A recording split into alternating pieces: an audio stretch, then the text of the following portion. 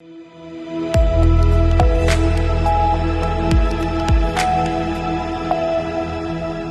मैं हूं रत्ना और आप देख रहे हैं सी न्यूज भारत। आइए रुक करते इस खास खबर की ओर, जहां बता दें दिल्ली, एनसीआर, नोएडा समेत पश्चिमी यूपी के जिलों में पिछले 3 दशकों से आतंक का पर्याय रहे सुंदर भाटी एक ऐसा नाम रहा जिसने दिल्ली, हरियाणा और यूपी पुलिस के लिए बहुत बड़ी परेशानी बनाकर रखा हुआ था।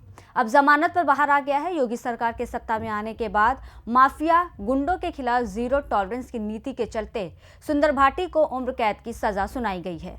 पहली बार ऐसा है जब सुंदर भाटी को किसी मामले में सजा सुनाई गई है। नोएडा पुलिस कमिश्नरेट में सुंदर भाटी को सजा सुनाई गई, फिर आखिर इतनी जल्दी जमानत मिलना कहीं प्रदेश सरकार की पुलिस की कोई पैरवी में चूक तो नहीं रह गई, कई बड़े सवाल खड़े करते हैं।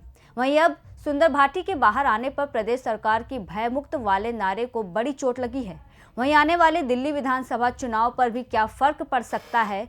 सुंदर भाटी एक बड़ा माफिया ही नहीं, सुपारी किलर के रूप में भी जाना जाता है। अब आने वाले दिल्ली के चुनाव में इसका कितना असर पड़ेगा, क्योंकि बताया जाता है कि दिल्ली से लेकर गुड़गांव के टोल पर सुंदर भाटी की वसूली रहती है और अब सुंदर भाटी काफी समय से दिल्ली के मयूर विहार में रहता है।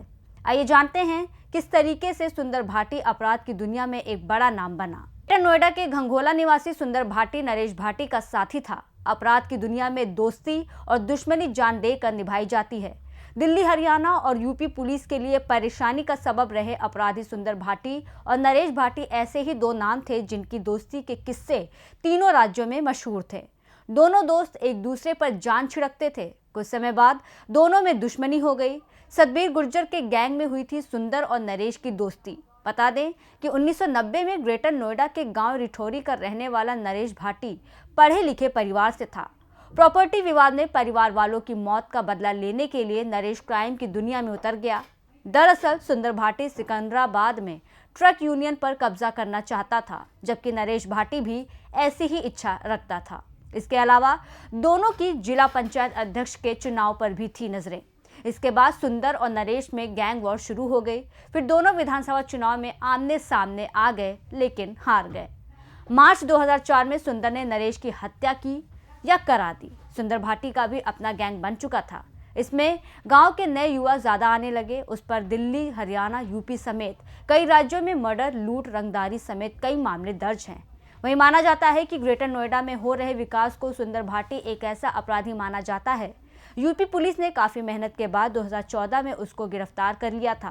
वो अपने गांव घंघोला में परिवार वालों से मिलने आया था। फिलहाल वो हमीरपुर जेल में है। इसके बावजूद उसका खौफ गौतम बुद्ध नगर के जिलों के आसपास भी देखा जा सकता है। दादरी के पास स्थित गांव दुजाना के नाम का सिक्का पूरे पश्चिमी उत्तर प्रदेश में चलता है। दुजाना गांव के लोग किसी से झगड़ा होने पर बस गांव का ही नाम लेते हैं। इसकी एक वजह अनिल दुजाना भी है। जून 2016 में हुए जिला पंचायत चुनाव में अनिल दुजाना भी मैदान में खड़ा हुआ था। पुलिस ने उसके घर से हथियारों का जखीरा भी बरामद किया था। उसके खौफ का अंदाजा इसी से लगाया जा सकता है कि उसके सामने खड़े निर्दलीय प्रत्याशी संग्राम सिंह को बुलेट प्रूफ जैकेट पहनकर प्रचार करना पड़ता था। इतना ही नहीं, उनको मंत्री से भी ज्यादा सुरक्षा मिली हुई थी। हालांकि दुजाना जेल में रहते हुए चुनाव जीत गया था, पर चुनाव रद्द कर दिए गए थे। अनिल दुजाना गैंग के पास तो AK-47 भी मिल चुकी है। उसका संपर्क उस वक्त के गाजियाबाद लोनी एरिया के नामी बदमाश सतबीर गुर्जर से हुआ। गिरोह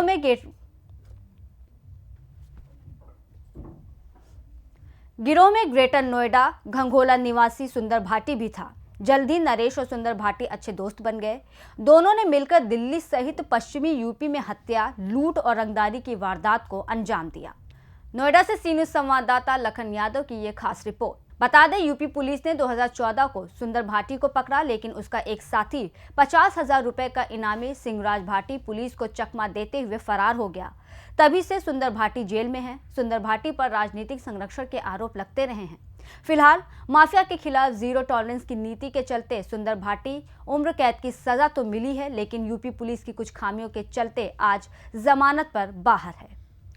फिलहाल इस खास खबर में बस इतना ही। देश और दुनिया की तमाम बड़ी खबरों के लिए देखते रहिए सी न्यूज भारत।